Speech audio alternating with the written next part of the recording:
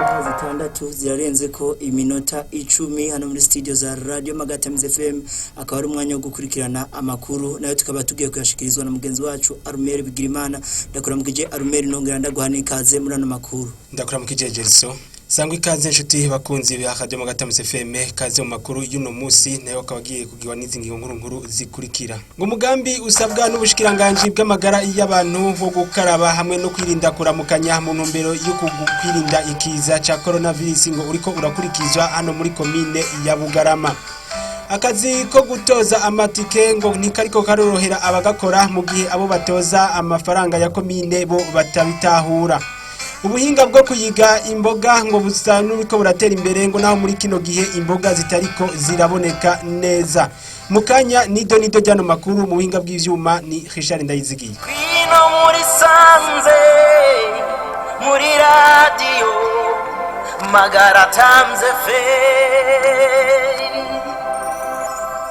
Ndasubiye kubaramutsa. Reka amakuru yacu tuyahere mu gisata c'iterambere. Akazi ko gutoza amatike ngo nikariko karorohera abagakora narijya ngo abo batoza amafaranga ya leta bobo batariko barabitahura. Sindayihebura Etienne hasanzwe akorera ako kazi mu masoko atandukanye yo muri commune ya Rumonge, ati naho karuhije karimwo akarusho, ati kandi n'abariko baragakora bararonkejwe ubumenyi bukwiye. Reka tumutege amatwi. Kuva twe dusanzwe dukora amasoko atatu, Minago, Rutumo, Muhuzu. Ariko itariki imwe kwa mbere yashitse ari ku munsi w'isoko yo ku Rutumo, hari ku munsi wa mbere. Mu byukuri twe nta twahaye akazi, abana bakozi ba commune baragize formation bagiriye mu Rumonge nkuko natwe twagize formation nuko byagenze. Mu byukuri akazi ko gutoza amatike n'akazi katoroshe. Aba batoza amatike bacu baraho n'ingorane zidasanzwe, cyane ko batoza ko amatike kubera ko hari abanyagihugu canke bene gihugu batabitahura ivyo ari byo. Kenshi na kenshi rero gasanga baragorana kugira batange amafaranga ya commune. Je nibaza ko iyo bavuze gushomera no kuronka ikiraka cyangwa akazi biratandukanye. Abandi bavuga ati kora ko isuma nta mboga. Je nibaza yuko akarusho karahari kuko iyo kwezi guheze baragira icyo baronse. Isuku nkuko mu yandi masoko hose bitunganijwe, kanatsinda si mu masoko honyene, ibibanza byose birugo n'abantu benshi. Isuku ni nkenerwa mu buzima bw'abantu. Kuvuga hariho abasanzwe bajejwe iby'isuku,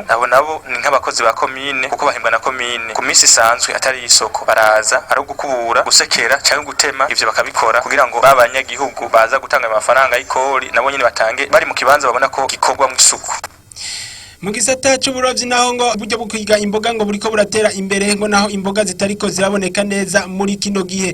Tuyisenge Fabrice ati birimo akarusho, ati naho bariko barabona yuko muri kino gihe ngo kandi kuva na kera ngo imboga ntizamye ziboneka muri kino gihe. Reka tumutega amatwi kwa yavugiye kuri micro ya Emerine ndiho kubgaye. Akazi dukora dusanzwe twiga imboga nyene ngaha mu kuyiga imboga ubuhinga bwaracu dukoresha ubuyungiro tugakoresha n'inkinga mu bisanzwe ntitwo doga kwera bakiri baragayo zipfa baradushorera gose. Akarusho kariho mu gasi keshi cyane urose nk'ivyo bihumbi 3 turabironka kwera ukavyandikisha nko ku munsi. Akarusho kabaye nyene gato yakariyo iyo turiko turababura vraiment nga kubera umuriro ubusanzwe nyene uri nko mwinshi urashobora kwakura nk'ingwara nyene bivanye n'ukuntu nyene umuriro usanga uri mwinshi cyane gose. Ubikiyaga mu bisanzwe ikiyaga ubu kimeze nabi kwera ubu nta mboga zipfa, naho kenshi numva kuvuga ati ngo mu karema nta mboga zipfa, ngira nuko nyene kwereje nuko ndabibona kweri cyane. Turabanezera jambo tunekiriye nyene gira bazari beshi, abakiriye urabafata neza ukabatera inkuru nyene kugira abanyarukanye n'ishaka ryinshi gose.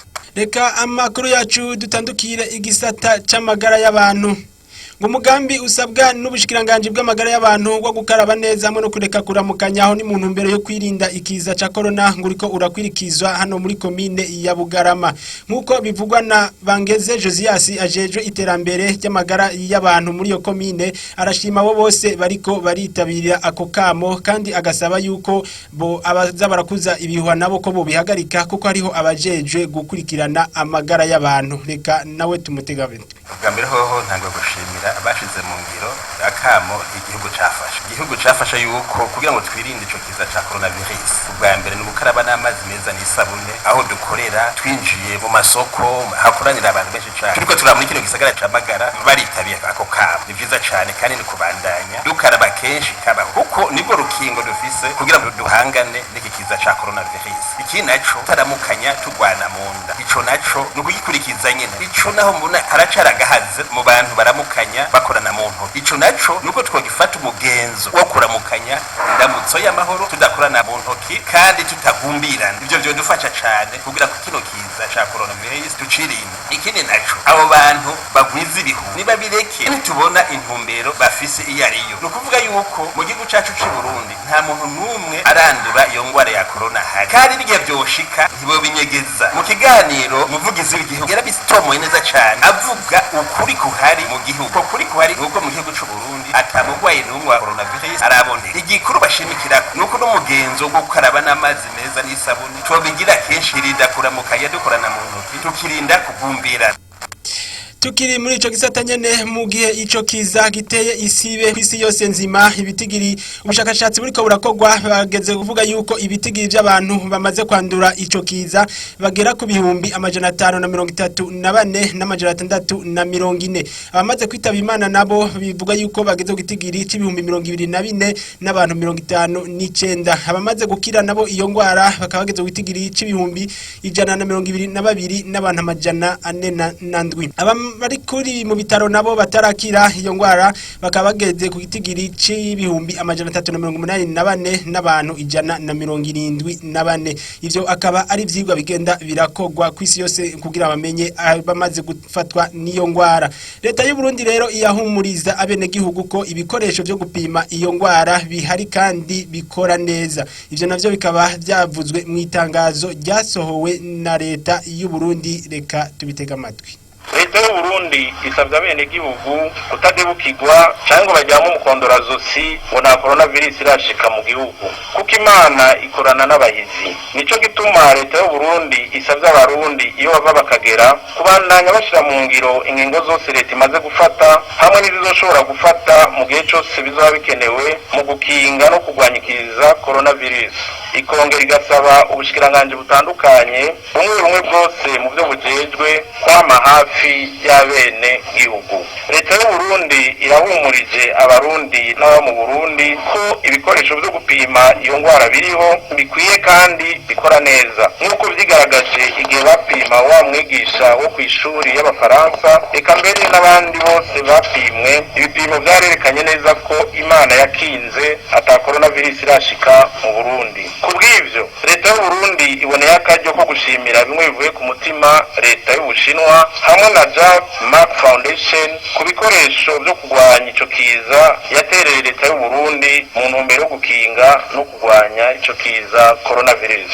Leta y'u Burundi iragabishije uwo wese yaba umurundi cyangwa umunyamahanga ku mvo zitandukanye kandi zipfukiranye ashaka gutera ubwoba cyangwa gucuza no kucuragiza abene gihugu mu gufata ingingo gihutihuti zikomeye zitandukanye n'izo leta ifata canke leta itarashikako. Aha twovuga nk'iyugagwa ry'ishuri ry'ababirigi n'iry'abafaransa ayi Bujumbura hamwe n'ibindi. Abantu nk'abo leta yemeje kuzobafatira ingingo zibereye kandi mu gihe kibereye. Leta y'u Burundi iriyamirije abo bose bakwiragiza ibihuha haba kuri za mbuga ngurukanabumenyi canke amaradiyo n'imbonesha kure zikoresha bene ubwo buhinga bakwiragiza ibihuha ko leta y'u Burundi idafite ibikoresho byo gupima iyo ngwara canke ko iriko irabihisha. N'ata ufise coronavirus aribonekeza mu Burundi sico gihe cyo gutera agati mu ryinyo canke kujya mu mukondorazosi utambana na mukeba no kubita urugohe kandi ngo inkoni kubise mukeba wirenza urugo.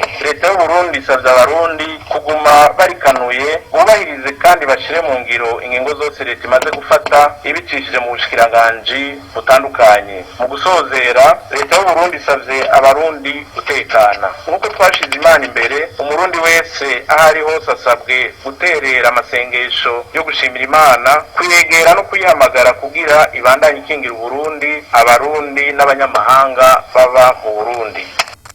Akaba nari kuri iryo tangazo rya leta y'u Burundi yasohoye turangirije ko amakuru yacu. Reka ndabashimire mwebwe mwese mwaduteza abiri, nshimire mugenzi wacu Richard Ndayizigiye yatumye amajwi abashikira. Nibage ukengurukira uruganda rwa Radio Magata FM rwaturokanije ano makuru nayo mwari komeye yashikizwa na Armel Bigirimana naho butaha. Kwino muri sanze muri radio Magara Times FM.